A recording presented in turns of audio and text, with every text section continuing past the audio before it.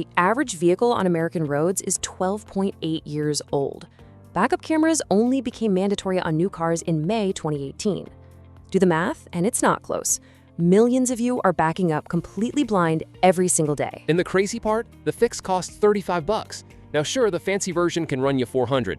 Today, we're finally settling the fight nobody settles honestly: wired versus wireless backup cameras. Marcus and I actually tested both types on the same two trucks for a solid month, so there's absolutely no guessing here. Right, and before you go clicking to buy anything, listen up. There is a specific number printed on every single wireless camera box that literally decides whether that camera will work in your car at all. 9 out of 10 people never even look at it, and then they leave a 1-star review blaming the camera. We're going to give you that number later, so definitely stay for that. Look, here's why this one's a bit personal for me.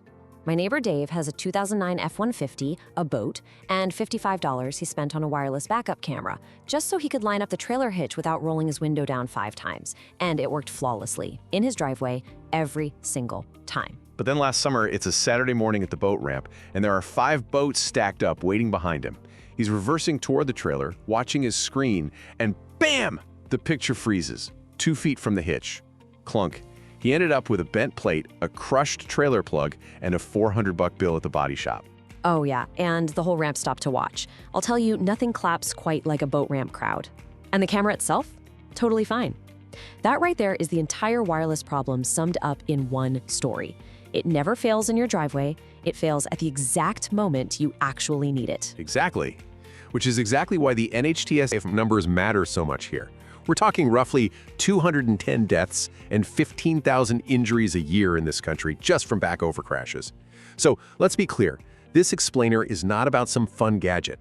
This is a crucial safety part. All right, let's jump straight into round 1, the installation. So, wired setups, get ready to become a car surgeon for an afternoon.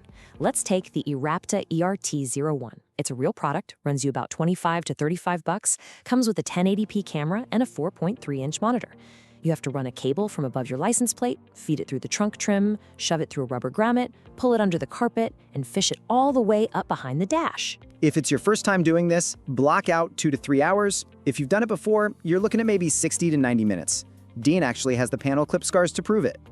3 broken clips and 1 torn piece of seat foam. And no, I am not talking about it.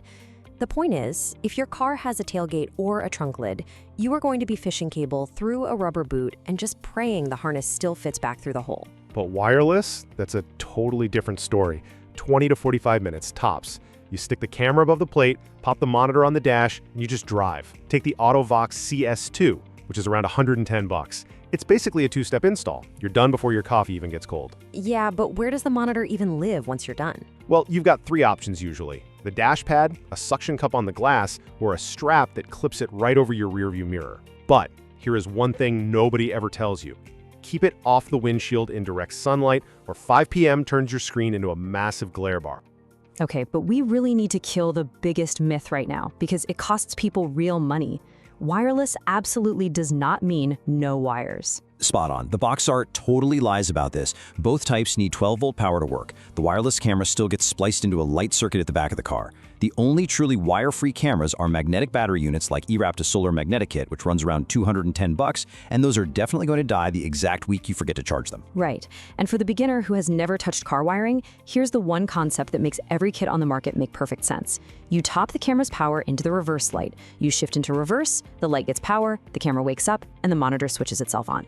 That is the whole trick, and you have to do that one splice either way. Pro tip though, if you're tapping into a fuse panel up front, spend $5 on an add a fuse tap. It is honestly the single best $5 you will spend in this entire explainer. So really, wireless saves you the massive cable run through the cabin. It does not save you the splice. So to summarize round 1, with wired, you pay with your Saturday. With wireless, you pay with something else. Round 2 is where you find out exactly what. Moving into round 2, signal and range. And here is that box number we teased at the very top. On the back of every single wireless camera box, there are 2 numbers that matter: frequency and range in feet. Right, so the cheap wireless cameras, the $50 and $60 ones from a few years back, those mostly ran on analog 2.4 gigahertz. And let me tell you, 2.4 gigahertz is basically the Walmart parking lot of radio bands. Wi-Fi lives there, Bluetooth, garage door openers, baby monitors, your dash cam, even the drive-through sign, which is exactly why my neighbor Dave's camera froze at the ramp. A marina packed full of phones and Wi-Fi, all screaming on the exact same band. You get interference, snow, and a frozen frame. That is the old wireless. But here's the twist, because the whole story has actually changed in the last couple of years. Yeah, it really has. The new wireless is digital, not analog. The signal is encoded like data, which means you either get a crystal clear picture or you get absolutely nothing. There's no snowy in-between anymore. Take the AMTIFO 18, which is 60 to 80 bucks. That is true 1080p digital. Or the Yakry Y26, about 80 bucks, 1080p IP69 rated. These are definitely not Dave's old camera. And please, read the box carefully when you shop, because this is where people get burned twice. A camera that says Wi-Fi is absolutely not the same thing as a camera that says digital wireless. Wi-Fi means it joins a network, which means it can buffer and drop out. Digital wireless means you have a dedicated transmitter that is permanently paired directly to your monitor. You definitely want the second one. For sure. And look, interference isn't just some random thing. It is at its absolute worst near cell towers, hospitals, construction sites, basically anywhere the radio spectrum is loud, which is, funnily enough, everywhere you actually drive.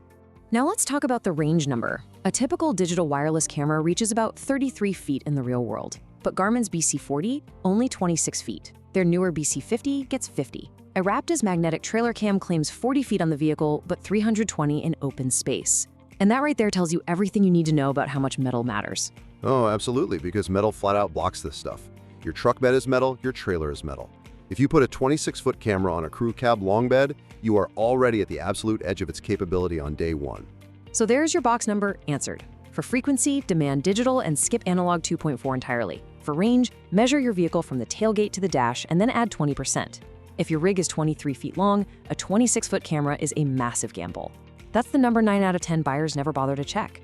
Okay, we're at the halfway point, and this is exactly where it gets interesting, because the next round goes to the cheap camera. The $150 camera completely loses it.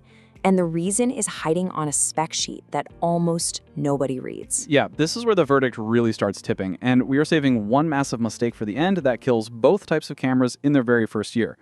It's not the camera's fault either, it's the install. Half of you watching have probably already made it. But really quick, one more line for the truck and trailer crowd out there. Always check the system's rated vehicle length. AMTIFO's A8 claims up to 80 feet and can run 4 cameras for about 140 bucks. Most cheap kits quietly make no length claim at all, and believe me, that silence is the fine print. Oh, and before anyone even says it in the comments, no, your phone is not a backup camera. By the time you dig it out, unlock it, open the app, and hope it hasn't somehow closed in the background, you've already hit the mailbox. We tested it. The phone loses every single time. The big one, though, is this. Even the very best wireless camera is ultimately a radio. A wired camera is a cable. Radios have bad days, cables do not. A wired feed has literally never dropped out just because you parked next to a cell tower in the entire history of cables, Dean. Exactly, and that's why every single wired kit we've ever run, whether it's the eRapta or the LeeKooLuu that runs around 50 bucks with 12,000 ratings, they just keep working year after year. Zero drama. Kind of like my truck, actually. Dean, your truck is 12 years old and literally held together by electrical tape. Let's be real. Whatever. Let's move on to round 3, the picture. And frankly, my truck can see out of its rear bumper for 40 bucks, which is a lot more than your $400 setup can say in the dark. But first, let's bust a major myth that sells a ton of wildly overpriced cameras.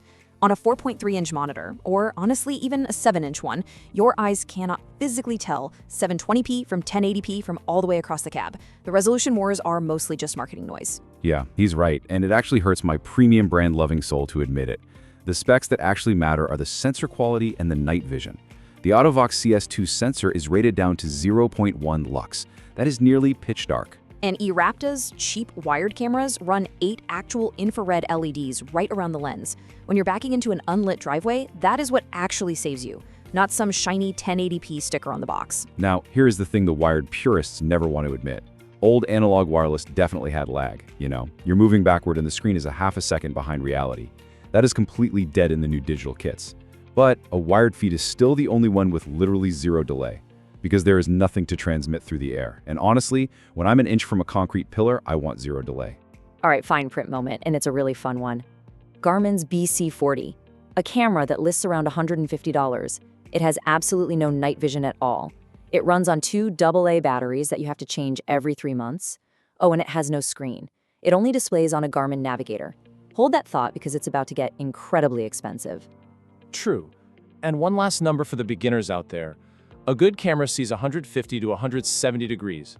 The CS2 is 110 degrees, and that is actually the absolute sweet spot for parking. Wider is definitely not better here.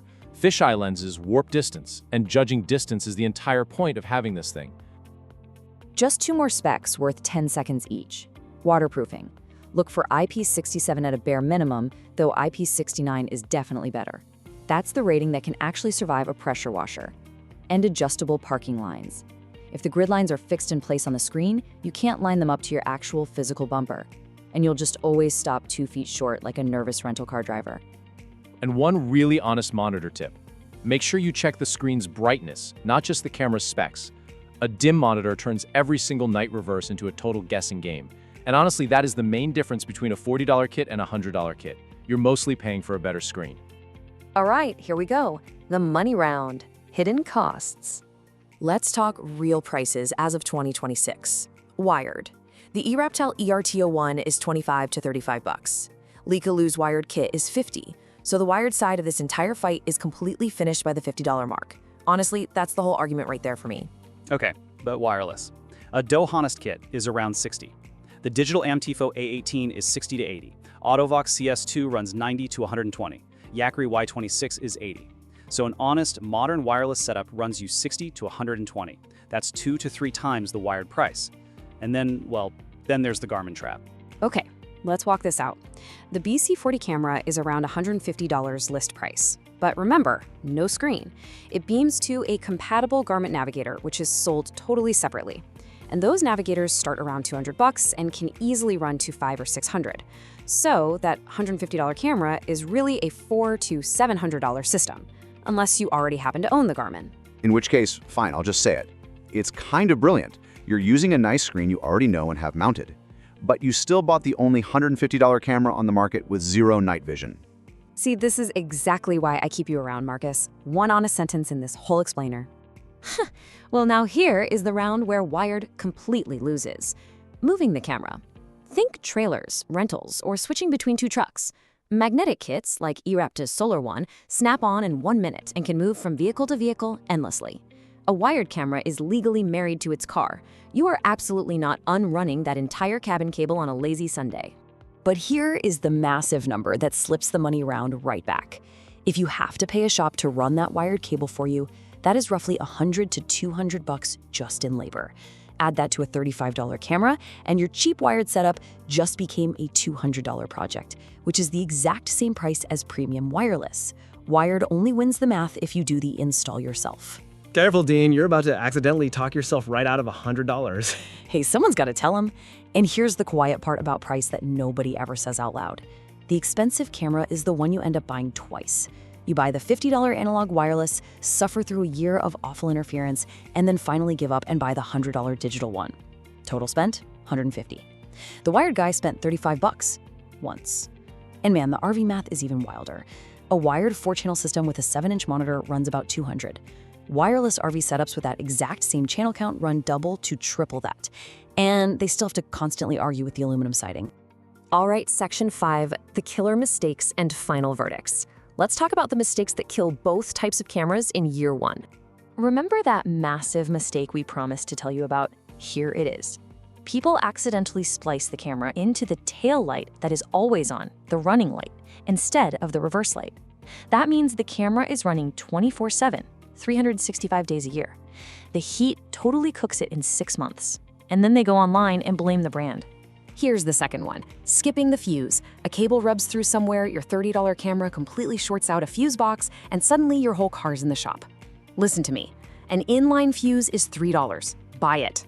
Third, for the wireless guys, do not bury the transmitter. If it is stuffed deep inside a solid metal tailgate, that signal has to fight through heavy steel its entire life. Mount it where it can actually see the cab of the truck, and please, order extra cable length. Nothing dies a sadder death than a perfectly clean install that ends up being 6 inches short. And aim the thing right. Mount the camera dead level. Otherwise, the ground is going to look 2 feet closer than it actually is. Seriously, every single crooked camera complaint on Amazon is just a crooked install. And here is the one thing every pro does and every first-timer skips. Test the whole system on the tailgate before you drill a single permanent hole. Power it up, put the car in reverse, make sure the picture's good, and then mount it. 2 minutes of testing saves an entire weekend of pure regret. All right, real talk time. The driver who is never ever going to run a cable through a rubber grommet, who would way rather pay extra than pry open a delicate trim panel. Wireless at $100 is the camera that actually gets installed for that person. And an installed camera beats a cardboard box sitting in the garage every single time. So who buys what? Here's the quick version. If you're a beginner in a sedan or a lease, get digital wireless. $60 to $100, a 20-minute install, and you easily take it with you when you sell the car. Now, if you're a budget driver with an older car and you have a free Saturday, go wired for under $50. Install it once, bleed a little, and forget about it for a decade. Truck or RV owners, wired. Or a digital system that is actually rated for your specific length, like that AMTIFO A8, rated for 80 feet, runs 4 cameras, and costs about $140. And if you are hitching a trailer at a crowded boat ramp, that magnetic battery camera is genuinely the one-time wireless is the absolute only right answer. And for the enthusiast who already has a Garmin Navigator mounted on their dash, grab the BC50. It's hardwired power, 50-foot range, and you get the optional night vision. Done. I've also got to share the harsh truth most buyers never learn. Most people buy the completely wrong type for their specific vehicle, and they never even know it. The guy who put a $60 analog camera on a 24-foot truck thinks wireless as a whole is a total scam. It's not a scam, he just bought the wrong box number. So, my final verdict, wired. Get a $35 eRapta, spend one Saturday swearing at trim panels, and enjoy 10 years of a picture that is never cut out once. If your car is old enough to vote, this is absolutely your answer. Fair enough. My final verdict, if you drive a sedan, a lease, or a city car, definitely get digital wireless for $60 to $120. It is genuinely so good now. And if the Garmin is already sitting right there on your dash, the BC50 makes sense. But I am absolutely not arguing with a hardwired cable on a massive truck or a trailer. And hey, if your car already has a factory backup camera, well, you're done. This explainer wasn't for you anyway. But for everyone else out there, the absolute cheapest safety upgrade in your entire car is still $35 and a Saturday. So, are you going to spend your weekend actually upgrading your ride, or are you just going to